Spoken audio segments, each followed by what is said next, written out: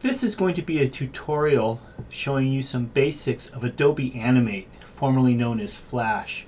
If I occasionally refer to this program as Flash, it is Adobe Animate.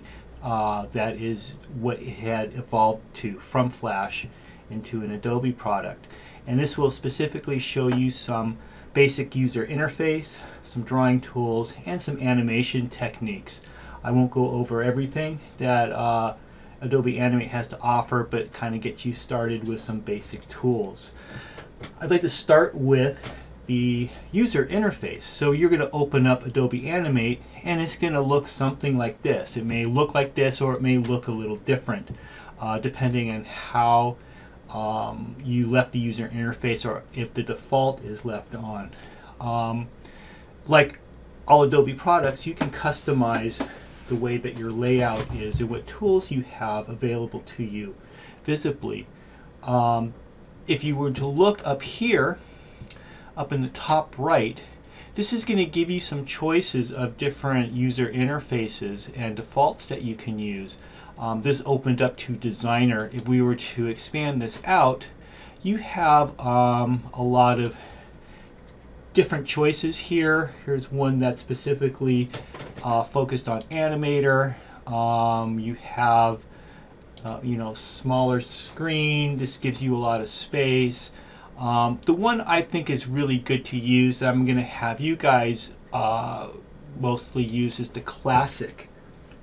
And what Classic does is just give you sort of kind of the tools that I think are important and ones that you're going to be using the most. I'll show you just a little bit. You can customize, so I have one that I've set up and I've saved, and this is my own interface. I use a dual screen, so I can tear off some of my more used tools in Windows and I keep them off to the side here, which gives me more room and makes my tools available to me. Most of you may not have a dual screen or you don't have it at school. So for the purposes of this tutorial, I'm just going to put it on Classic and keep all the tools on one screen. Okay, so you're going to open up your Adobe Animate and it's going to look something like this. And not all the windows are going to be open. We only have a few of the windows that we're going to use open to us. That's not to say that we can't use them later, and some of them are available, though they're just they're nestled in and hidden away. The first one I'm going to have you look at is this is your main window, which is called the stage. It's called the scene here. It'll show up here. This will show you what you have active at the moment. The stage or the scene is basically what it sounds like. This is what your audience is going to see. This is what's going to generate your movie. You're going to be doing your drawings and your animation in this space here. And when you make a final animated movie that you want to publish to YouTube or wherever, that's what's going to be seen. And again, I'm going to refer to that as the stage. Over here on the side here, we have all of our navigation and drawing tools. This is called this will be called the toolbar here. I do minimize it. I kind of give myself more space, so I shrink it down. So it gives me just more space to work here. And we're going to go over these in a separate tutorial. Up at the top here, this is called your timeline. And the timeline is important for animation because that is what's going to dictate how long your animation is going to be, how many drawings you're going to have, and show you timing. And you're going to have the ability to have multiple layers. You can have layers on top of layers and such. And we're going to get into that when we start getting into some animation techniques. So I'm just going to leave one layer here. And again, you can expand that, shrink it down, up and down as you like. There's going to be some tools here that we will talk about when we get into the animation. Over here on the side, over here on the right side here, we have some other tools that are nestled in that you can expand out. So like Photoshop or Illustrator or other Adobe graphic digital painting products, you can have control over the colors that you use. You can choose from swatches. You have gradient tools and fill tools and more control over what colors and how to manipulate colors and things like that. Excuse me. And then you can actually just sort of minimize those away.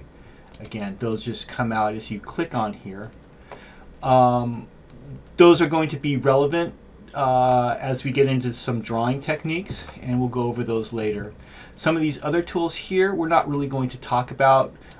These are just some more detailed and some detailed numeric tools that you might use.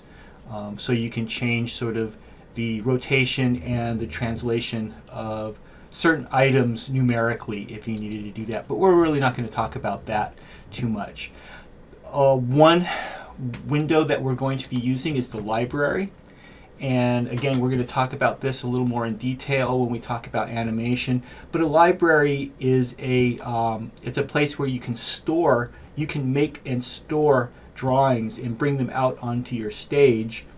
Either duplicate them or use them for later use, or it's just a way of organizing your drawings and some of the layers.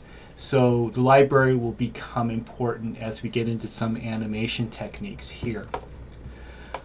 Over here on the far right, we have the properties. Okay, and this is important to start off with, because what the properties are your settings for your user interface and for each tool. If I were to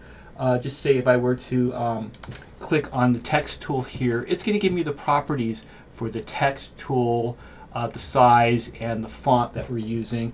If I were to click on the timeline here, it's going to give me some separate properties for each one of these keyframes here, depending on what I'm doing, and so on. It's going to give me like some properties for the fill color and so on.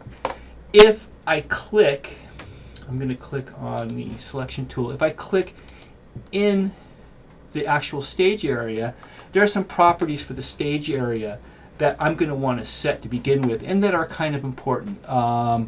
You may forget some of these, and it's just maybe sometimes you just have to kind of get through these settings a few times so it becomes second nature. But a couple of the settings that are important that you're going to want to do before you start anything is that you open up your you click in your stage area here, and the first one I want to show is frames per second. Frames per second is how fast your animation is going to run. We've been talking about film. Film and animation, classic animation, runs at 24 frames a second, which means that there are 24 drawings for each second of animation. So you're going to be timing your animation to that number, 24 frames or drawings per second, and that's what it's going to run. When you play your animation, it plays at 24 frames a second. Adobe Animate is no different. You're going to be drawing to that aspect of it, and it's going to play back. Sometimes it won't come in at 24 frames a second, and you're going to have to change that. So I clicked over here on that number, and I'm going to change that to 24 frames a second. When you save your scene, when you save your file, it'll stay at 24 frames a second. So let's just save that right now.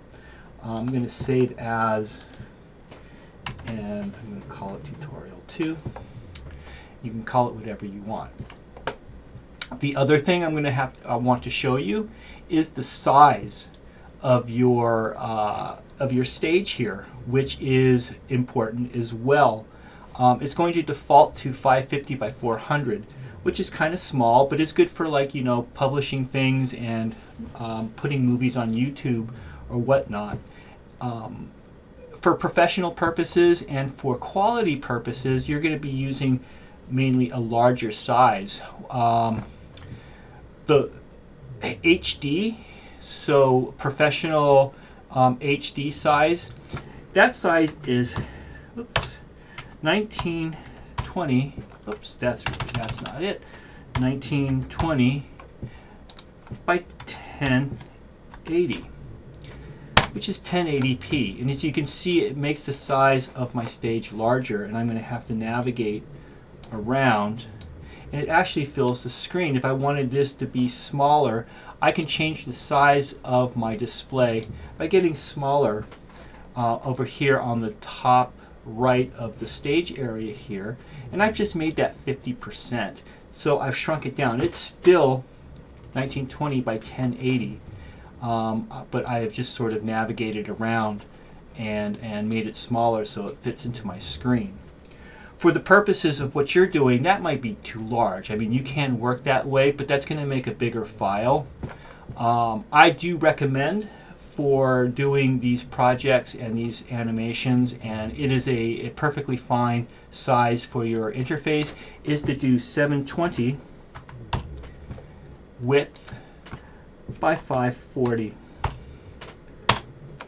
And that's in pixels. And so that's going to be just basically just a standard size. Now again, now you can see that it shrunk down because that's not 1920 by 1080. It's about half as big.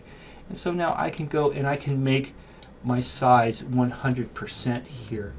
I can also navigate the window around by grabbing this hand tool over my tool sections, and I can move around like that. Usually flash to zoom in and out of the window. You can fit in the window, that's going to fit into your size here. But keeping it at 100% is usually a good place to start. So that is your basic user interface. I suggest that you go around and sort of play around and keep looking at this video and just kind of get used to this interface here. One thing I'd also like to show before I end this here is that in the stage area you can change the stage color. So if I were to click on that stage color here, we're in the properties here, and I can make that any color I want. I can make it blue if you want to do a keying thing. What I usually like to do is kind of make it a neutral gray, because that kind of makes all colors either white or black, or all the colors in between. It'll give it contrast and make it stand out. So I as a rule, kind of make my stage color a neutral gray. That can be changed at any time, and that's not going to hold you to anything. So again, that is just the basic user interface, kind of a display, sort of an organizational thing that you can start off with, and it'll get you started with the tools that you need for doing some basic drawing and some animation, which will come next.